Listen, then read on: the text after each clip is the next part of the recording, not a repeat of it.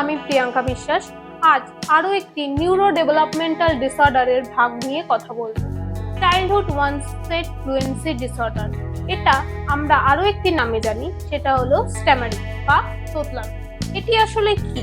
এটি একটি speech disorder, যেখানে কোনো বাচ্চা বা ব্যক্তি যখন কথা বলছে তাদের নর্মাল স্পিচ ফ্লোটাকে ইন্টারাপ্ট করছে by repetition, prolongation, blockage of word. এটা সাধারণত আর্লি চাইল্ডহুড মানে 2 থেকে 7 বছর বয়সের মধ্যে দেখা যেতে পারে।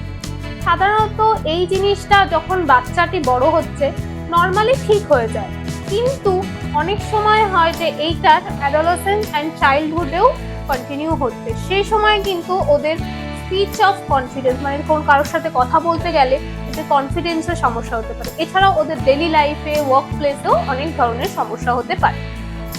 যদি আপনার বাচ্চা কোনো একটা কথা বলার সময় কোনো একটা শব্দ বারবার রিপিট করছে, মানে আমি আমি আমি আমি দেখেছি, তারপরে গিয়ে বলছে।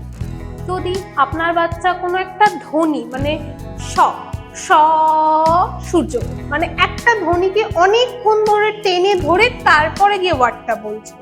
যদি সে কোনো সময় কোনো কথা বলতে বলতে হঠাৎ করে আটকে যাচ্ছে, মানে কথা বলছে বলছে হঠাৎ করে আটকে গিয়ে ব্লক হয়ে গেল, যে ও বুঝতে পারছে না যে পরের ওয়ার্ডটা কিভাবে বলবে। যদি আপনার বাচ্চা কোনো একটা অক্ষর বা কোনো একটা শব্দ অনেকক্ষণ টেনে বলে, মানে ধরুন আমি খাবো এরকম ভাবে বলে, তাহলে হতে পারে ওর স্পিচ বা স্ট্যামারিং এর প্রবলেম হচ্ছে।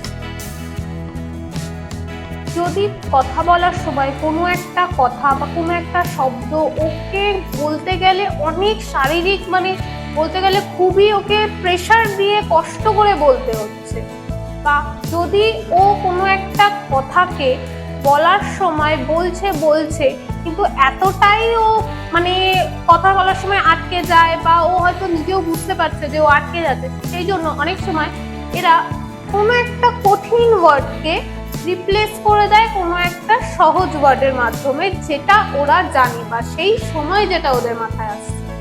যদি এই সমস্যাগুলো দেখা যায়, যদি আপনারা বাচ্চাদের মধ্যে এই সিমটমসগুলো দেখেন, তাহলে আপনারা বুঝবেন যে হয়তো ওর স্ট্যামারিং এর সমস্যা হচ্ছে।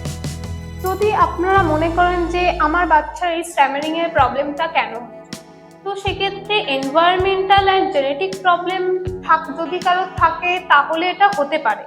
এছাড়াও আরও একটি গুরুত্বপূর্ণ বিষয়, সেটা হচ্ছে নিউরোফিজিওলজিক্যাল প্রবলেম। যদি আপনার বাচ্চার এই যে আমাদের মুখের এরিয়া, যে এই যে মাসেলগুলো, সেগুলোতে কোনো সমস্যা থাকে, আর যখন এই যে আমরা কথা বলছি যে মাসেলের সাথে যে আমাদের এই টাইম কোঅর্ডিনেশন, এটাই যদি সমস্যা থাকে, তাহলেও কিন্তু আপনার বাচ্চার স্ট্যামারিং এর প্রবলেম হতে পারে।